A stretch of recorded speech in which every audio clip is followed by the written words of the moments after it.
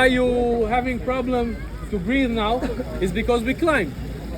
We actually climbed on the end of the slope which goes from the, you can say, the Hebron or Bethlehem road to the Ben Hinnom Valley.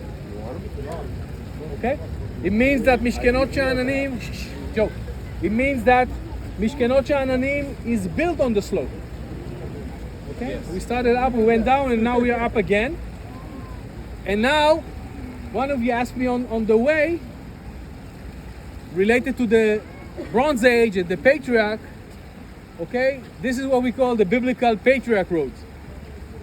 When we read in the stories about the patriarchs in Genesis, when Abraham, Isaac, Jacob are wandering and going from Beersheba, okay, to Hebron, and to Shechem, to Nablus, they actually go on this biblical land. hill. This is actually a historical road, very important. Well, it's not important like the Via Maris, okay, the coastal road, but it's a major road which cuts the country from south to the north, on the top of the central hill country. Why? Because it is following the watershed. You know what a watershed is? Yes, Kav Parashat this is Hamayim. when the drop need to decide goes to the shore or goes Exactly. to the... That's it. Exactly. When it rains, the rain is being asked, the drops, where do you want to go? You go to visit the Dead Sea or you go to the Mediterranean? Okay, and it's exactly where we are now. And it's very, very clear. When you drive along this road, you're on the same level almost. But once you leave it a bit, like we did, suddenly you find yourself going down.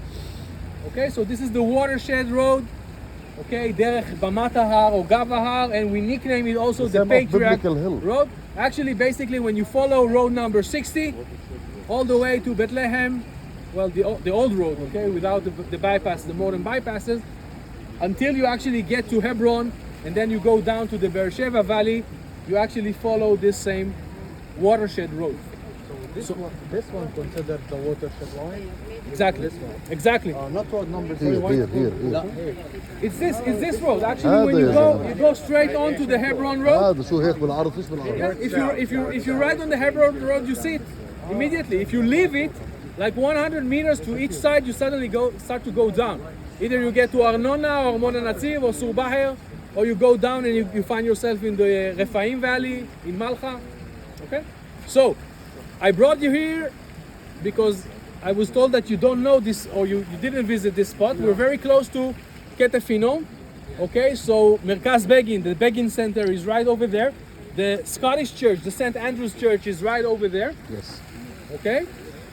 Scottish Church was built during the British Mandate. Guys, don't talk with me, please. To commemorate the Scottish soldiers that fell in World War I. 1920 when? End of 1920, 29, 30. Okay? So it has the Scottish flag. Scottish flag relates to the patron of Scotland, who is St. Andrews. St. Right? Andrew. The brother of Peter. So why the X? The Scottish. Have you wondered? The Scottish because they were occupied by... Andrews was crucified, yeah, on an X-shaped cross. Okay? And that's why we find this X on the Union Jack, on the British flag. This is the Scottish element in the Union Jack.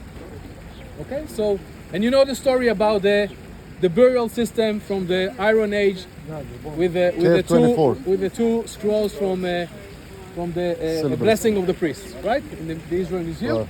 I brought you to see this place because, again, in Jerusalem, my favorite tour after the old city is touring this part of the city with the German colony, with Mishkenot Sha'ananim. There's a very, very nice walk here along the David Street, or if you want to go back until you reach Mamila and also the Jaffa Gate Square.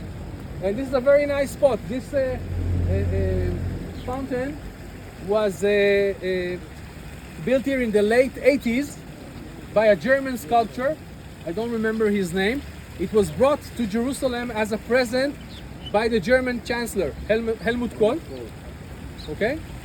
And the idea behind it, the symbolism is very beautiful. Also the style. If you can see, we call it the lion's fountain, because the lions are the most visible element, but we have here also birds, and even we have two mice, tiny mice. The style of this sculpture and the lions is very, very similar to ancient sculptures that we know from the ancient Near East, from Assyria, from Syria.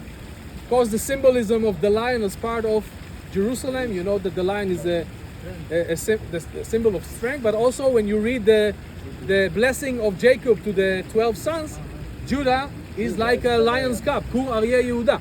And that's the reason why we have the lion as a symbol of Jerusalem. The municipality of Jerusalem is the Lion of Judah.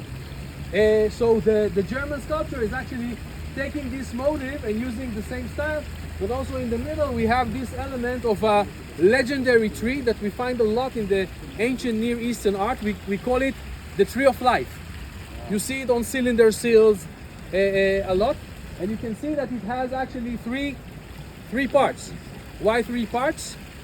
Because it's the idea of the unity between the three religions, okay? Judaism, Christianity, and Islam.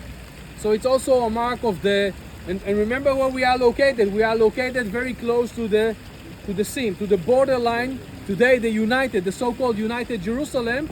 But basically, we know that culturally and demographically, there is a division still between East and West, and here we are, right on the border between the two parts. That's the reason we can see a lot of also Arab families coming from the eastern neighborhoods of Jerusalem to spend their time here in the Bell Park, Gana Pa'amon, okay, because it's really uniting the two parts of Jerusalem. So there is a message of the idea of the unification between the parts in Jerusalem. Okay, so it's a very nice spot to spend some time here and pass through. Let's now continue.